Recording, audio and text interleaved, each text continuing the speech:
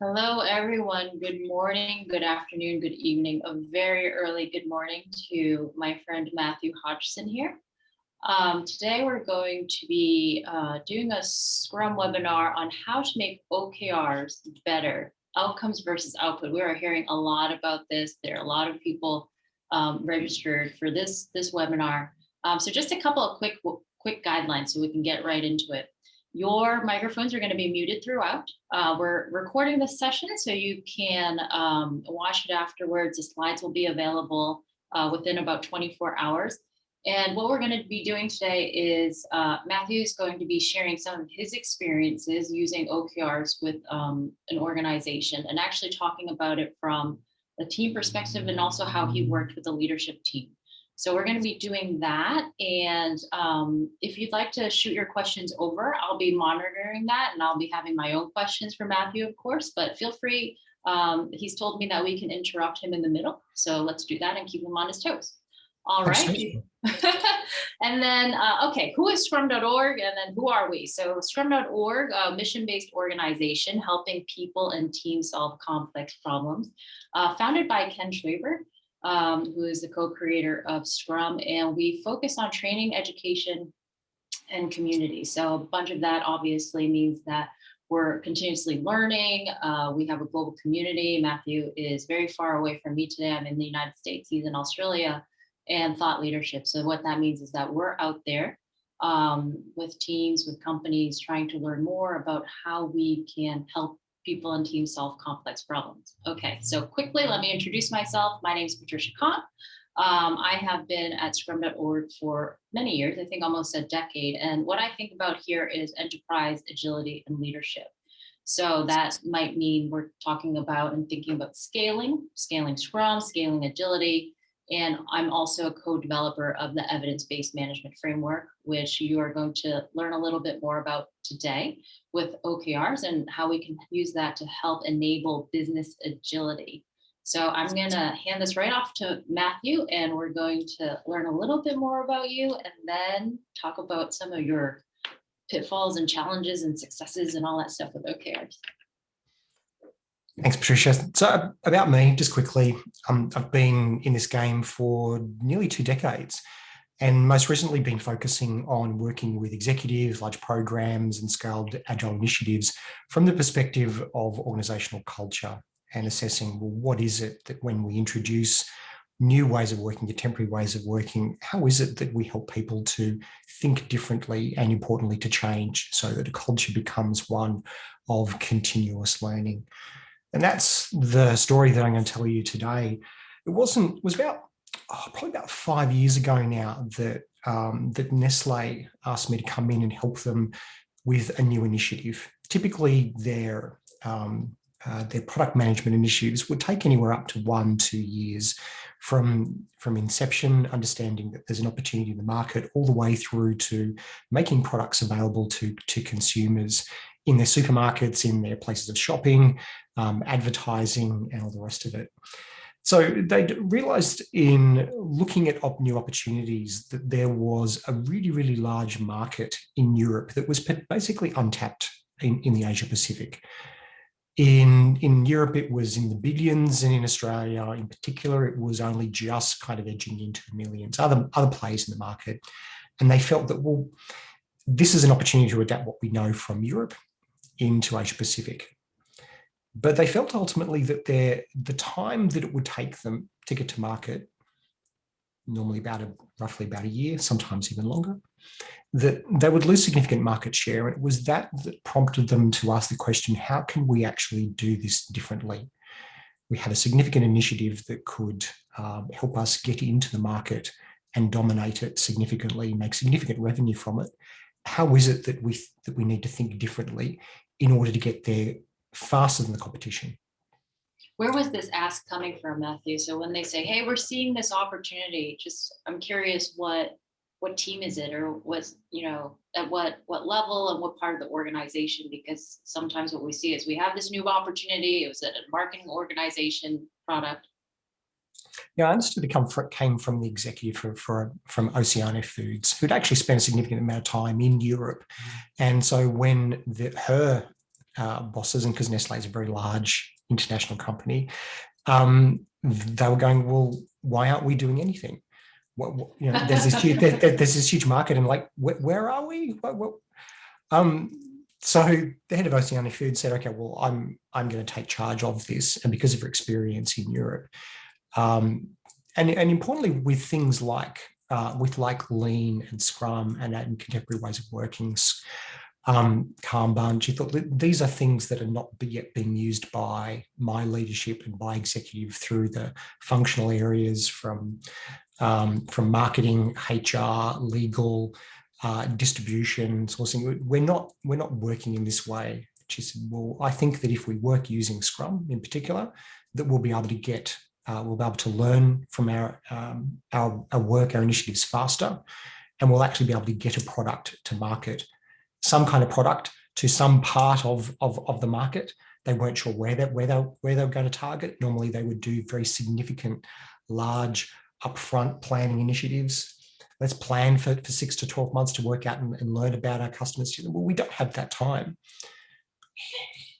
So because of these, it being slow to adapt, the internal silos, impeding speed of decision-making, sure that, well, I know that there's a better way of working, and I want to start to use that to get to market faster. And I want to get it, essentially, I think we started this in the calendar year, I think around about May, June. She said, I want to get a product to market by the end of the year. And certainly she had pressure from above to do that. So she said, we've got to do something by the end of the year. Absolutely, yep. Attack this market, okay. So we went and we started looking at Scrum for her executive team, taking the traditional silos that she was responsible for and basically creating a cross-functional team. She knew that it would reduce handovers and involve marketing, sales, legal, distribution, all in the single team, or making decisions together, creating a plan, following the plan and executing it, and reflecting on what they'd learnt, particularly about bringing new products to Asia Pacific. They knew that learning was going to be part of understanding, were they making an impact?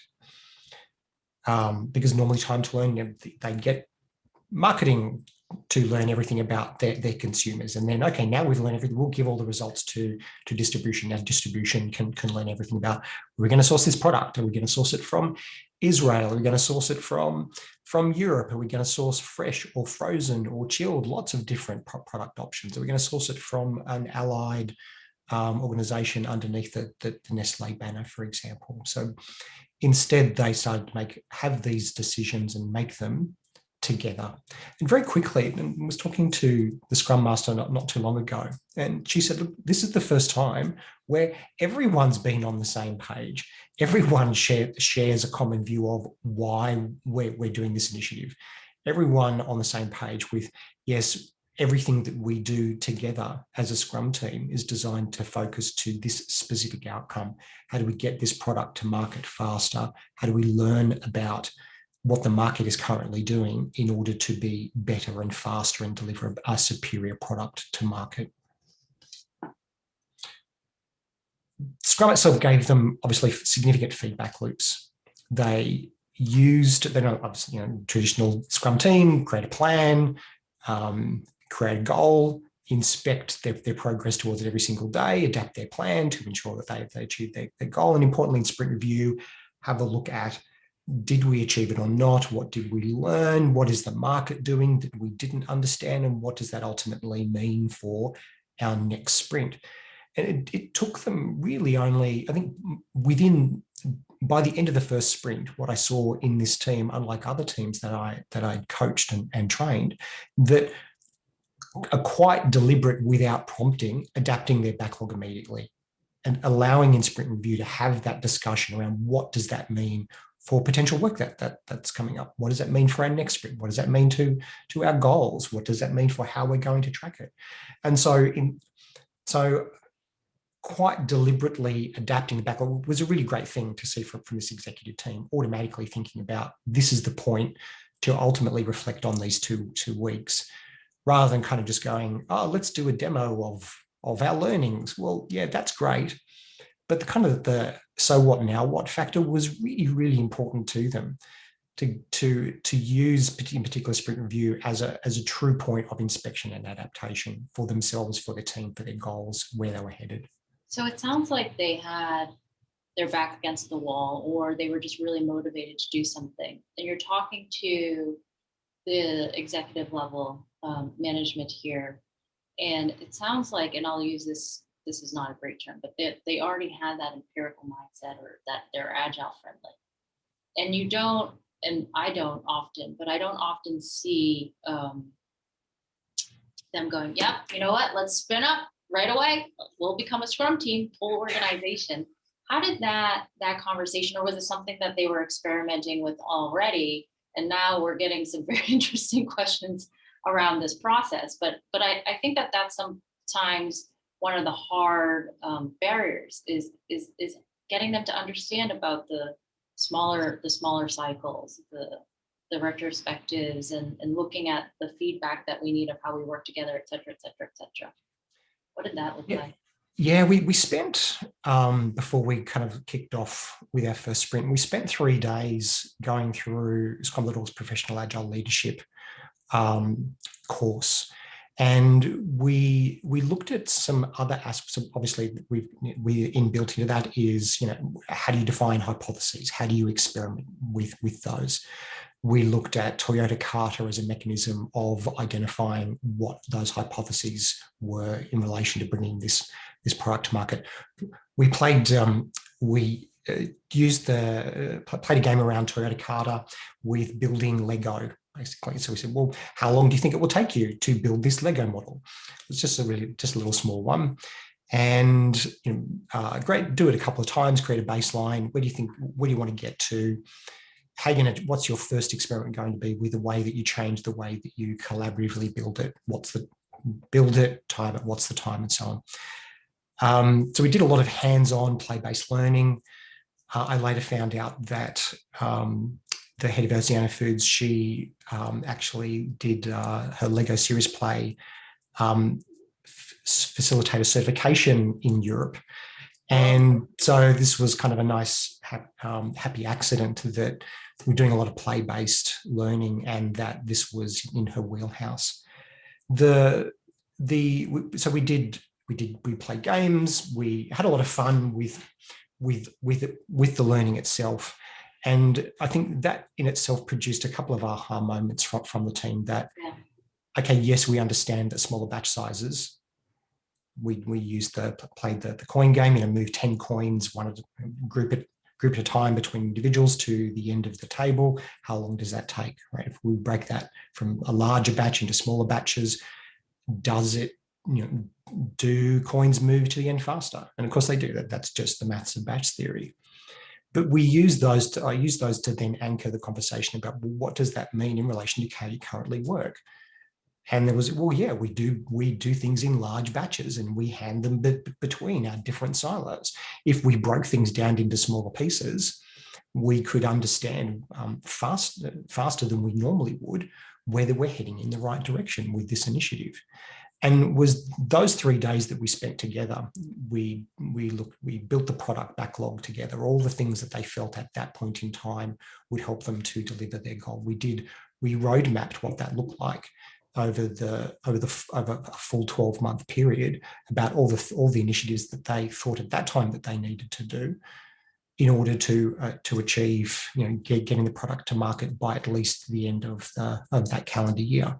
And then obviously most of the focus was, well, importantly in this next 3 to 6 months, what does that really look like? So all of these activities kind of, we got to the point, I think then towards the end of the 3rd day, it was like, okay, so we're going to start looking at what our sprints look like. We understand that we need to put time aside to be able to inspect and adapt, to plan, to review, to reflect, to retrospect. And then immediately it was like, oh, I've got to put 4 hours aside, like I'm so busy. And so I put it back to the executive, the head of the executive. And I said, well, do you want these outcomes? This is your initiative. And she kind of brought them all back into line and said, look, we can't keep on doing the same thing, because if we do, we're not going to change. We're not going to get the outcome that we need. So we do need to do something differently. And we've learned some things. Let's just do the basics.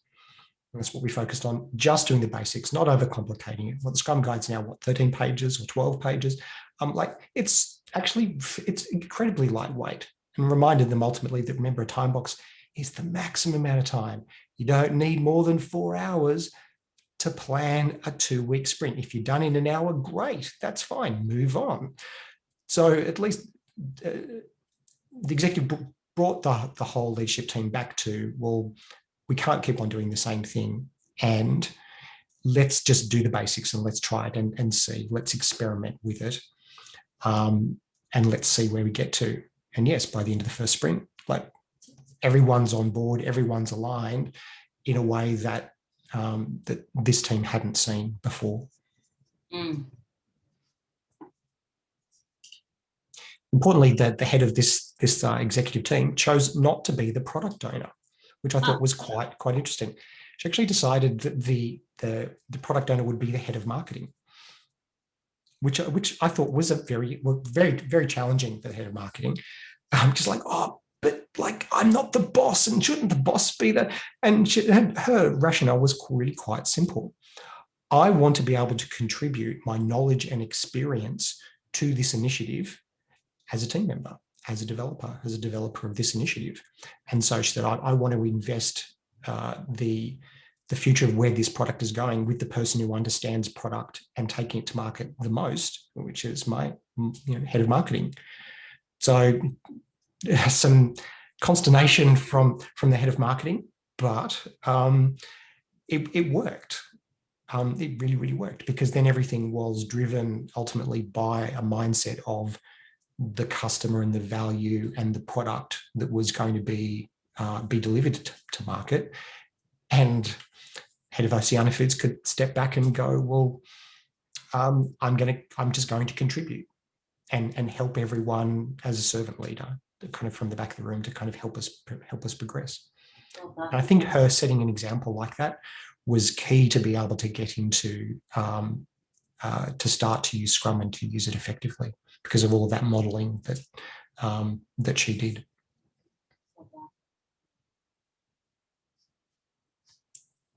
So we did the basics, which was and didn't overcomplicate it, and it was pretty straightforward. They learned together. They did get their product to market. They ended up with quite initially very large idea about in terms of size of the market segment, very significant amount of what they thought the market would be, and then the market size that went, well, let's start off by delivering it to, for example, all of the south of Australia, and then went, to be able to do that, so that's going to take a longer time. How about we do it to just one state? How about we do it to just one region? How about we do it to a small collection of supermarkets where we've learned the research shows that they're going to react very positively to this kind of product and have a greater choice with a superior product. And so they learned as they went. They were able, by refocusing, like where were they going to go, they were able to basically turn years into months in terms of lead time, unheard of for this kind of product for them. Of course, that improved their market share. Everyone was aligned in terms of traceability of the work and to the outcome. Focus was quite significant for them. And of course, transparency. When you're living in a silo, I was having a conversation with marketing. I said, well, we normally don't see things until everything has been decided, and then we get given it. And now it's our job to market it to the customer base that has already been decided. Yes, we might be engaged to do some market research, some user research to start off with, but then we don't see anything. But working together as a team, every aspect of every decision they had full transparency of. So when it came time to actually do social and do news media, they already knew who they were, why would this appeal to them. It meant that with everyone aligned, less time to make decisions, less red tape, and that time to make decisions much shorter. In fact, with some of our other customers that have used this kind of model, with everyone, with an executive Scrum team, with everyone in the same room, decisions that are often made up front that are going to impact way downstream and then cause lots and lots of rework. And so taking one of our customers, taking some new wine products from Europe into Australia, because Australia has very different labelling rules to Europe. And so there was a question immediately, even before it reached Australian shores, well, what about comments about allergies? Does their labelling actually include that? Because normally what would happen is they wouldn't find out until it was already read at the point of distribution, then they'd have to spend $1 million in order to relabel it, and then that would delay the product getting to market. And so just that one conversation really, really early on saved them a few $1 million and months of relabeling, because they could ask them, the distributor in Europe, to be able to include that in their, on their labels.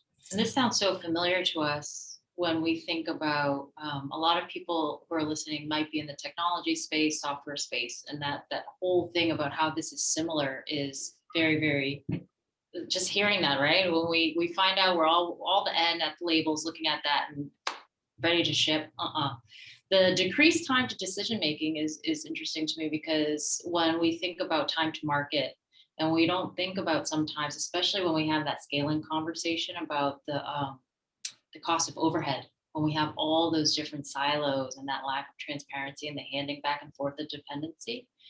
So that's really interesting. And it's also adjusting to that time to learn. So all of this kind of ties into time to market. And there's one question I have before I start to get into some of these panelist questions, is when I think about outcomes and the way that we talk about it in ABM, evidence-based management, is we talk about the outcome in terms of the change in behavior it has for the customer or the user. And I'm interested, especially because you had a marketing person at the helm as the product owner. Did they have any bandwidth to explore some of that? Or was it really about, and it's looking at the satisfaction gap, but I'm really interested about the behaviors that they started to explore from a consumption standpoint. Yeah, well, a lot of their activities were around immersion activities. What actually, we've got a lot of choice of products that we might source. What does the current experience actually look like? So quite unusual for marketing and HR and legal to go out together to the supermarket to look at products fresh, frozen and chilled and go, well, what's the right, like actually have that conversation together. If we were going to go and buy something like this, like what choice do we have? Frozen spinach, regular spinach. What does it, well, exactly. But so to go out and actually do the shopping together. And then sometimes it would be, all right, take the product and take it home and then bring your learnings back to the team. Sometimes it was everyone brought it all back and they had a shared lunch. They cooked it together in the company's kitchen, and they ate it together and would choose different to eat different things that they hadn't got themselves, in order to understand the full experience for themselves. And that helped them. Fairly simple activity. Okay, everyone, today out of this sprint, we want to understand what that experience actually is, so we can actually improve that experience for the product that we decide that we're going to take to market. Is frozen better? Is fresh better? Is chilled better?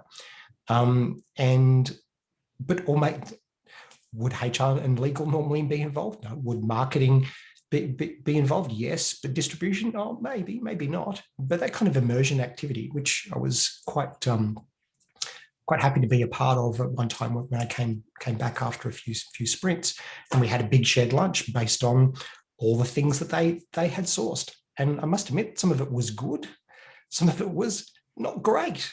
But having that conversation together, I think that's the whole thing about cohesiveness and the goal. Somebody came in and said, hey, that's a whole new meaning to walking the floor. And I'm interpreting that in so many ways. So there's some stuff around time to learning, and we're gonna, I wanna urge us to move on, but there is one question that's being asked that it seems like this is the right point to put it.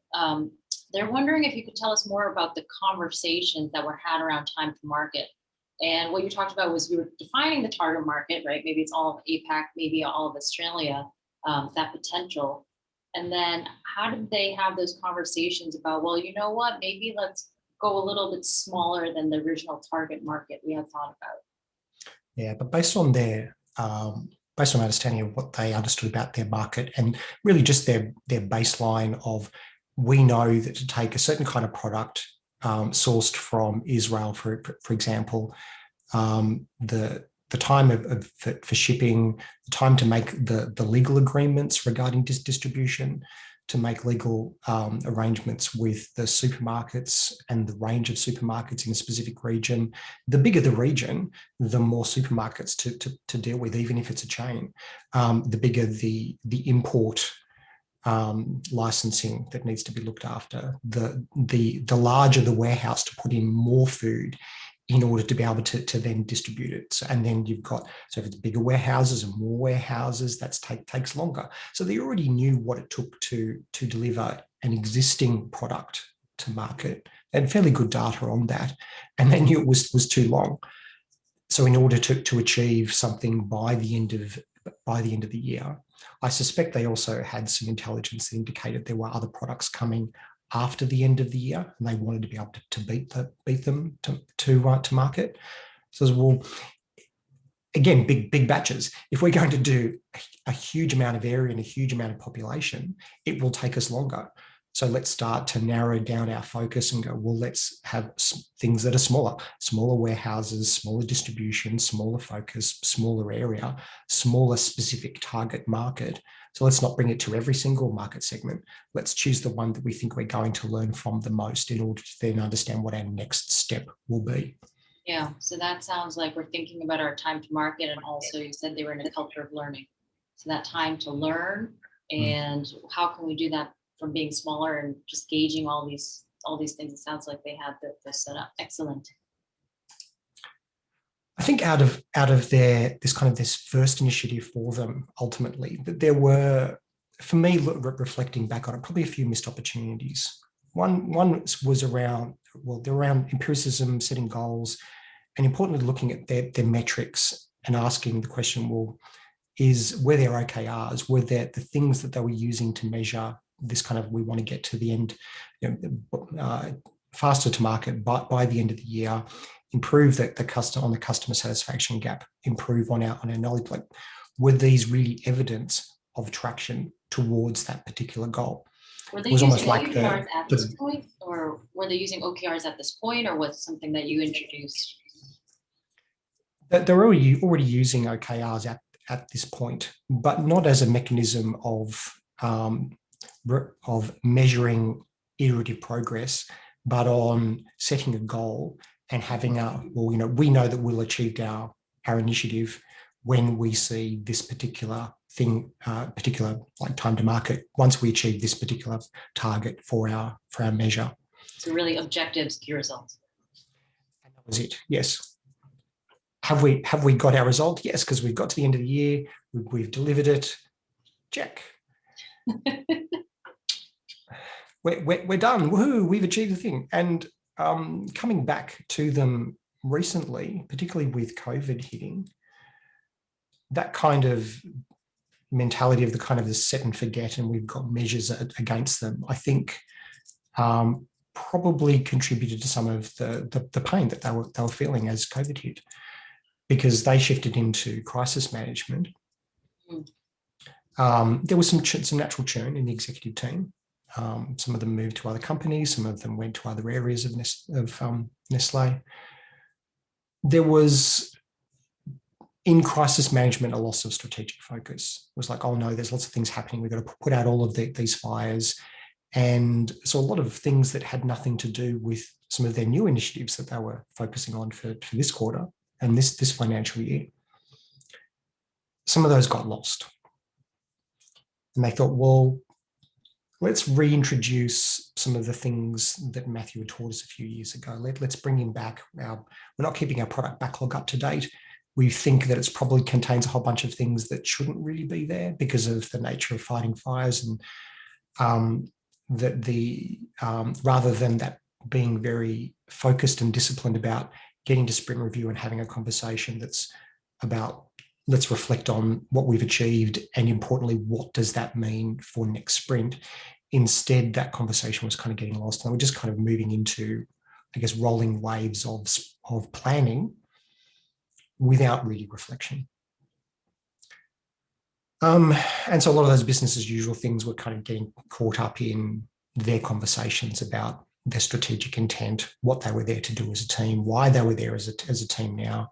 That, you know, they'd achieved one initiative and they were moving on to new ones. What do we do now?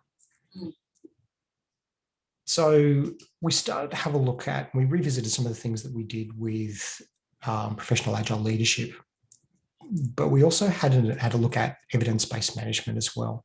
Mm-hmm. Some of the things that were really strong behaviours that I saw, and in their very first few sprints, around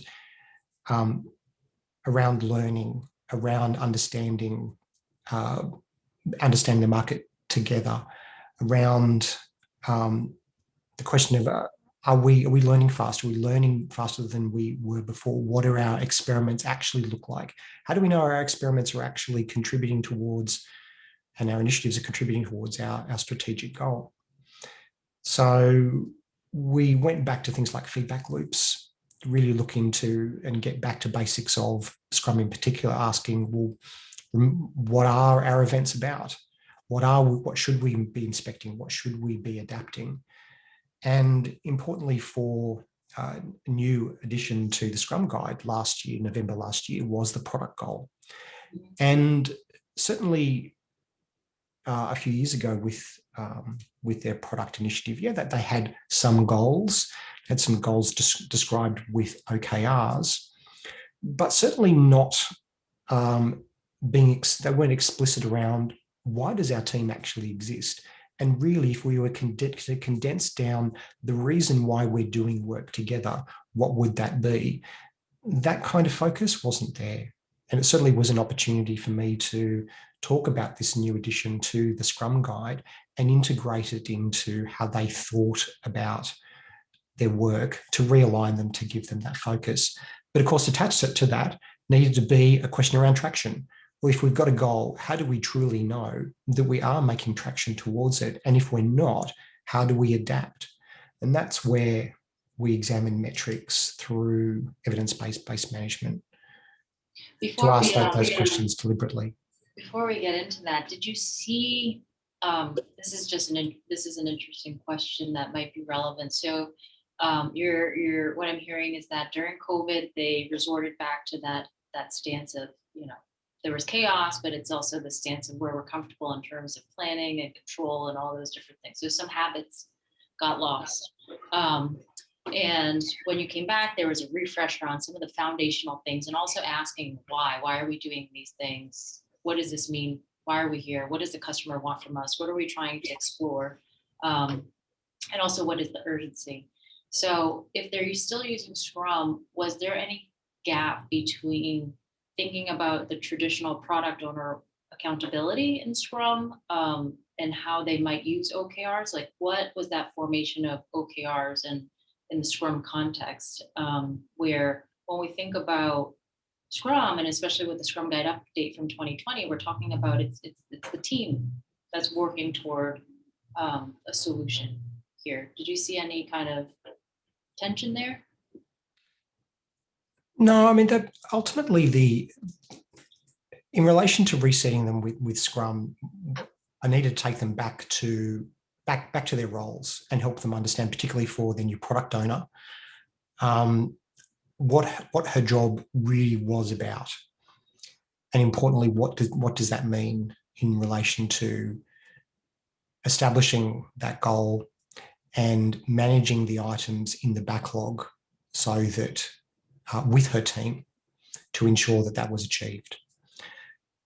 Once we got through that and resetting with basic roles, we then went to, well, what does that mean from our events? What does that really mean for sprint planning? What does that mean for our daily scrum? What does that mean for our sprint review and retrospective?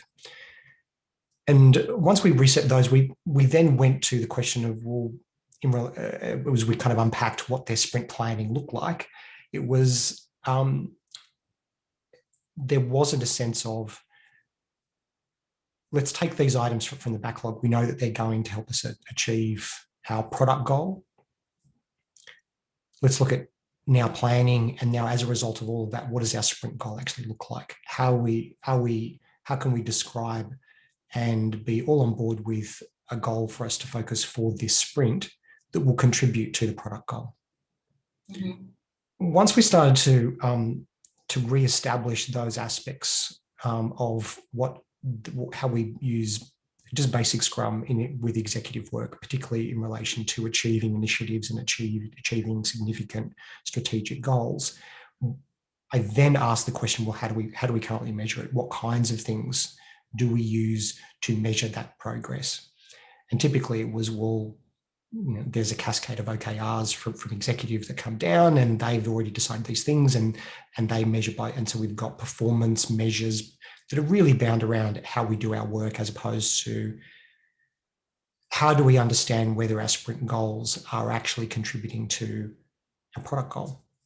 Yeah. How do we actually write a product goal that we can all understand in a way that helps us to define hypotheses that we think will contribute towards it? And that helped us link back to some of the team that were there in the original conversation a few years back, help them tie things back to the conversations we had around Toyota Carter and around setting a goal with hypotheses that contribute towards it, and using metrics as an assessment of, we've made a change, have we seen movement in our metrics? We think that if we do something differently, then we'll see things change. Mm. Yeah, there's a lot of great questions that are coming in, and I think that you're going to get to them soon. So I'll let you go through that instead of interrupting you with questions for now. No, that's okay. There are some specific questions that we want to ask. Well, I think we're going to hit them. But for instance, what you just talked about was the fact that we were bringing them back to Scrum fundamentals, and yes, they had this spirit, right? So understanding this why was fundamental to their success and to this notion of focus, one of the Scrum values. But was there ever a conversation about, should we still be using OKRs? Yeah, we didn't have a question. We didn't really have a conversation around getting rid of OKRs. It was just more about a conversation around, what do you currently measure? And a lot of it was around activity, yeah, as opposed to impact and outcome. How do we know that what we're doing is making an impact? Instead of, when this initiative, once we've done and we've gone check, we expect then that our goal to go from, it's currently 10%, we'll achieve our 60% goal. Yay. We didn't say, well, let's get rid of that. We just said, well, how do you currently use your measures? And is there something, now that we understand the nature of sprint goals contributing to a product goal, we're getting back into empiricism and understanding that each initiative is an attempt to make a step towards from the current state to the next target. We've got an intermediate goal, an intermediate target to achieve, and we know that through those we'll achieve our strategic goal. Yeah. So it was never a question about, do we get rid of OKRs? It was just a question around, what do we currently measure? Because then we could start to say, well, based on what we now want to do. Yeah, how do we improve? How do we know what to measure? Yeah, how do we know? Well, are we choosing the right measures to understand, are we making traction to achieve this next step? Are we making traction? Are each of these steps making traction towards our strategic goal? So we had a conversation around EBM around, are we looking at current value? And certainly some of these new initiatives that they were doing were to leverage existing products and existing distribution networks. So there was an element of reuse around current value. There was some conversation around new things that they wanted to do, new products that would form a new product suite. there were still questions around, do we need to do things differently? So their ability to innovate and learn ultimately. How do we learn faster? How do we reduce red tape so that we're making decisions together, so that we can make decisions together upstream rather than leaving it to silos downstream? And importantly, what was going to be that impact in relation to how they were going to take this new initiative to market? What things would help them to be able to reduce lead time, for example? So we just evolved the conversation from what do you currently measure into well, there are different ways to think about this new initiative, and then to set, as we did with looking at Toyota Carter, set a hypothesis. And this is one of my favorite ways to introduce that. Where we believe that this particular product, whatever it might be, a particular solution for a particular segment at this point in time, particular customers, will achieve a certain outcome. So let's use the example of reduced carbon footprint. So we know in manufacturing, certain kinds of products have a really huge carbon footprint. And importantly, sourcing it from overseas and bringing it all the way into the country and from one state through the other side of the country, there's cars and trucks and all of these that increase, particularly for flying, have a huge carbon footprint. So they said, well, if we do things in a slightly different way, we expect, for example, the outcome is, the whole outcome for this is to reduce our carbon footprint. So this is a great saying that I love in this, which here's our goal, but we know it will be true when we see something, when we see this. That's the part that's usually missing, right? Usually, we have all these experiments, or we know, and they miss this part. We know that this will be true, that this is true when we see. And this is a lot of times when I'm talking to clients, they're saying, yeah, we're running experiments, we're doing all these things. We never see and try to validate if we learn anything from that. So I'm so glad that you're putting that right in here, that empirical evidence part.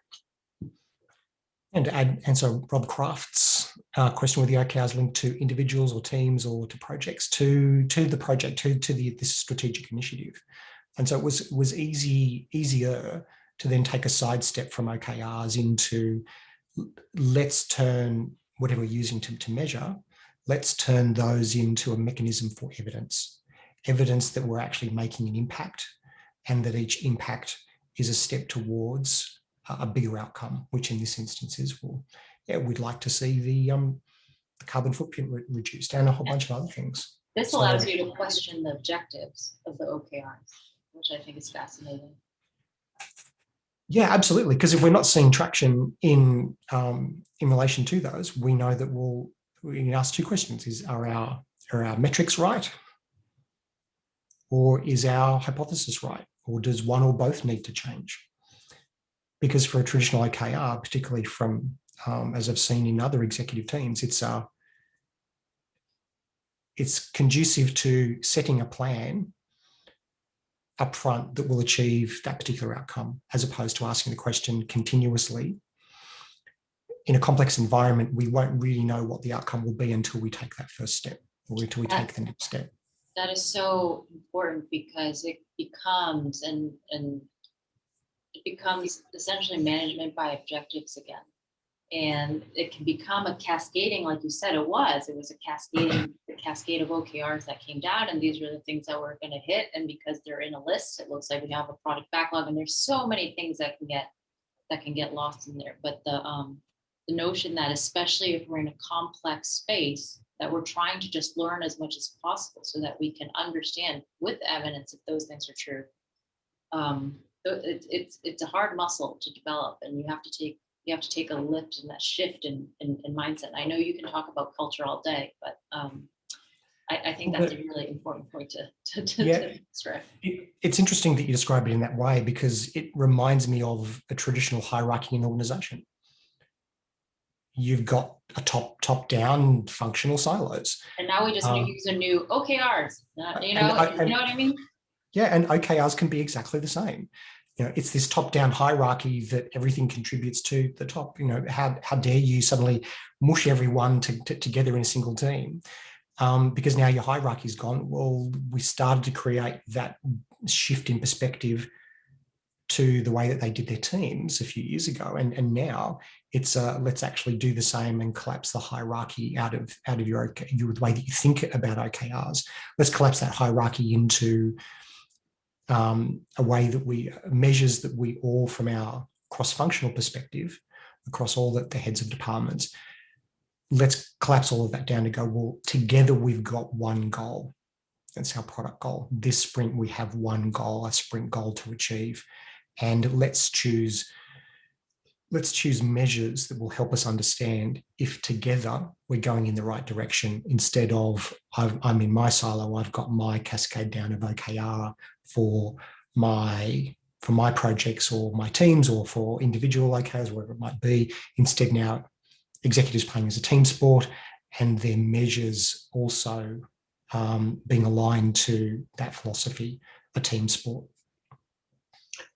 So they took from all of those perspectives of ability to innovate, time to market, and went for what kinds of things, if we start to do certain kinds of initiatives, what kinds of things should we see start to move sooner rather than later.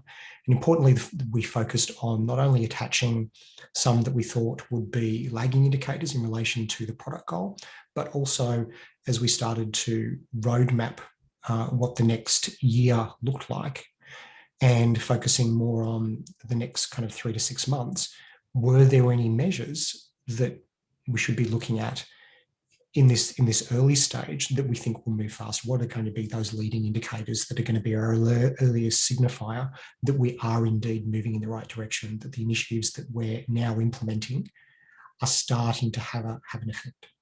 So things like carbon footprint, market share, thought leadership was an interesting one. Yeah. Like, let's actually build IP about how we do this differently. Let's actually share that internally. Let's ensure that we're being seen to blaze the trail for other areas inside the organization. And let's use that also as a mechanism to engage them, because maybe they've got some ideas that they can contribute to us that'll help us to be able to achieve our initiatives as well.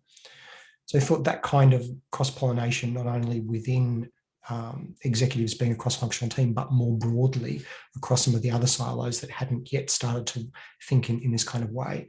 They thought, well, this thought leadership is going to be a mechanism to help us understand whether we could be heading in the right direction through engagement with other areas. And of course, we have percentage and pipeline, all really great things.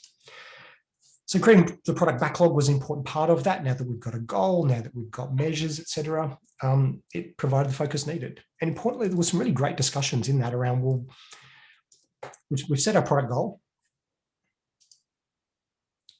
It's around our offering being differentiated and accessible and consumers for it. So if we understand that, back in managing in kind of incomplete chaos, there were things that weren't contributing to that. So was the product goal here the objective of the OKR? Did you use it that way? The ultimate goal. So okay. Ultimate goal, objective, and then initiative. I'll show you kind of what that breakdown looks like. But it was, the ultimate goal. If the product goal is our ultimate goal at this point in time, that's actually what we want to achieve. There were lots of things that didn't contribute to it. So they went, well, why should we be doing this particular internal communications? Is it related? No.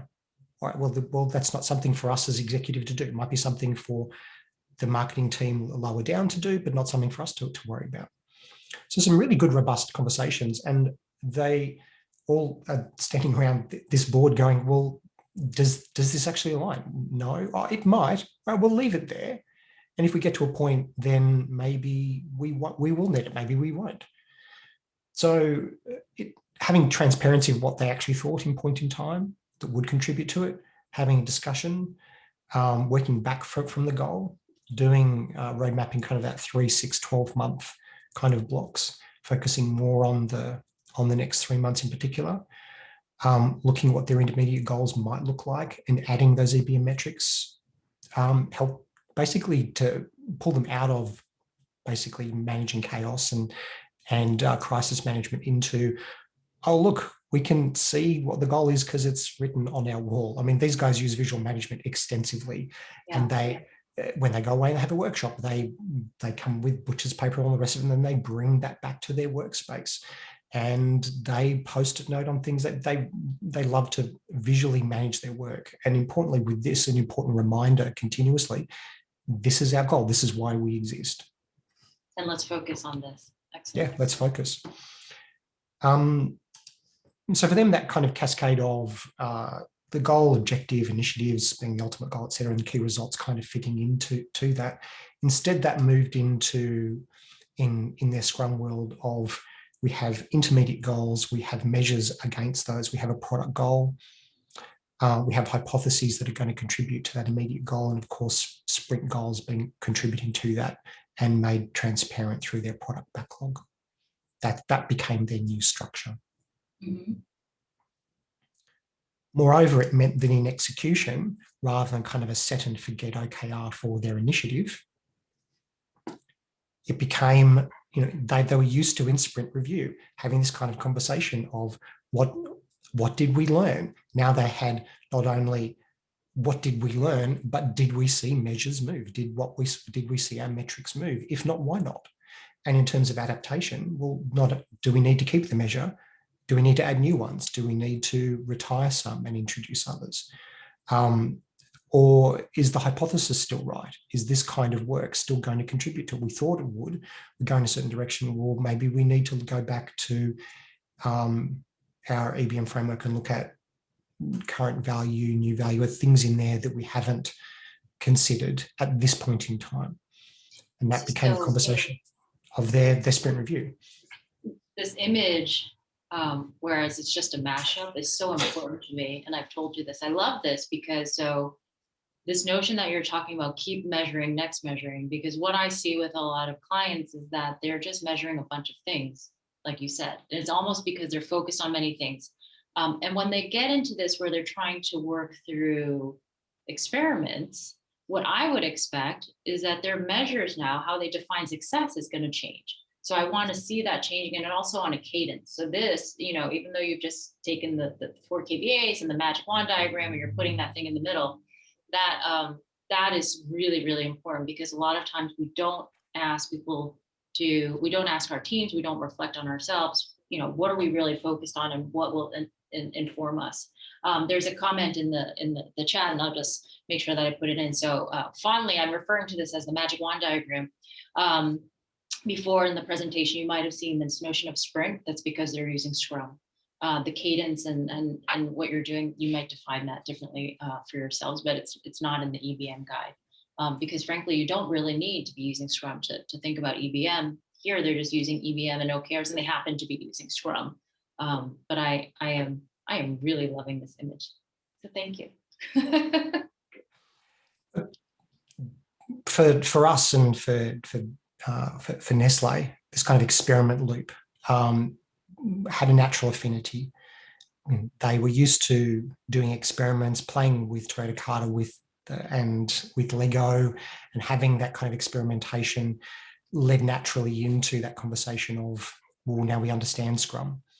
And so let's use this experiment loop of creating hypotheses, experiment, measure, inspect, and adapt, fitted very naturally into much shorter cycles that Scrum was able to provide them. It just provided them a structure to sit, for this then to sit on top of and to be integrated into, so that they were now adding actual measures into their conversation for their inspection and their adaptation. So every sprint review now has a conversation around, have we seen our measures move? We created a sprint goal that contributed to our product goal. Now that we've got to the end of it, did the sprint goal really contribute to the product goal? Is it that kind of this is our current state, what our next target? Well, what could our sprint goal be for our there you next go, sprint? right? Because you could have achieved your sprint goal and it doesn't contribute. Yeah, it doesn't contribute. No. So now they had measures. Now we have measures to answer that question and go, oh, well, we didn't see anything move. Well, maybe it did contribute towards the product goal, but we don't have the right measures. So if we don't, well, do we need to look at new measures? Should we start to add a few others and see if they move? and then retire the others that don't move.